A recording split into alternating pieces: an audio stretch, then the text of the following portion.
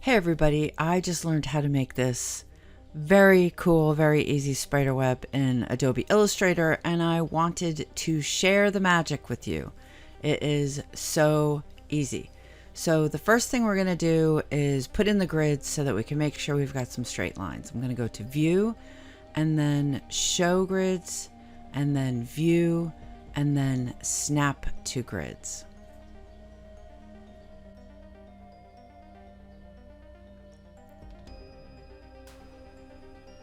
So let's draw our first line. We're going to click on the line tool on the left hand panel. My stroke is 6. I'm going to make it 10 to make it a little bit easier to see. And I'm just going to go down about 4 inches, and holding the shift key, let me scroll in here, holding the shift key, and you'll see that I have a nice straight line. The other thing is I have the ends rounded. And you can change your end caps on lines by clicking on the word stroke in your toolbar up there, and just clicking on the rounded one, which I'm already set to. You're probably, or you might, the default is square, so I just set it to round. Now, this is so cool, so easy. You're gonna really be amazed at how quickly you get this done. Okay, so we're going to click on the rotate tool on your left panel, and then hold down your Alt key and click on that bottom of that line.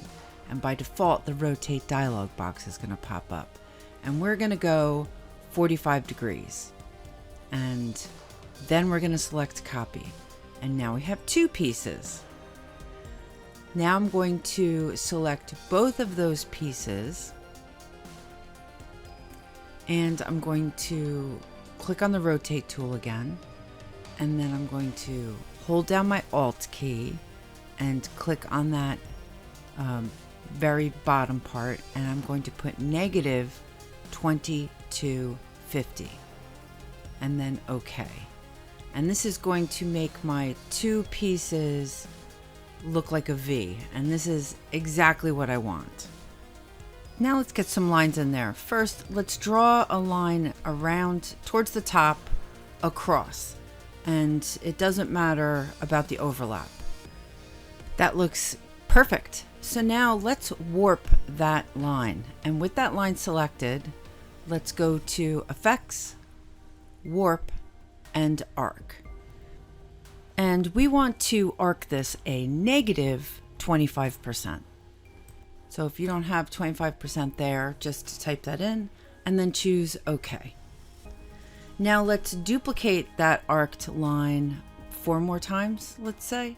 So click on the Select tool, hold down your Alt key, and then click on that line again and just drag down, and you'll see it duplicates the line.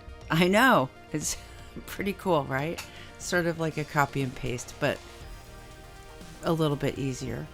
And I'm just going to get 4 lines in there. So let's get that done.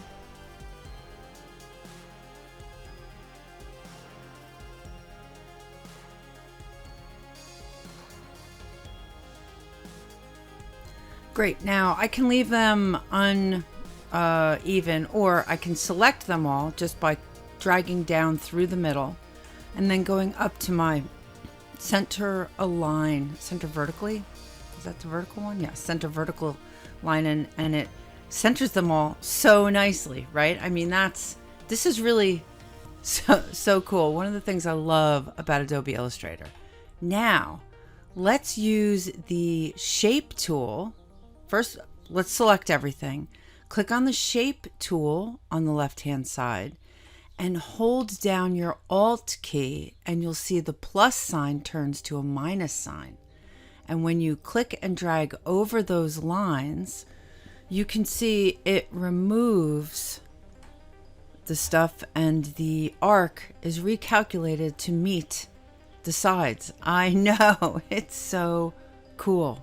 Great, now let's just expand appearance so you can see that the guidelines match with the actual lines. And you do that by selecting everything, then choosing Object and Expand Appearance. Perfect. So you can see that we have a segment of the spider web. Now, let's build the rest of the spider web, and you're going to love how easy this is. With everything selected, click on the rotate tool again, hold down your Alt key, and click. And this time we're going to go 45 degrees. And then we're going to choose copy. And now that you have just done that function, you can Control D to duplicate, and it will go all the way around the spider web, creating your spider web. I know, it is so cool. And that is how you create a spider web in Adobe Illustrator.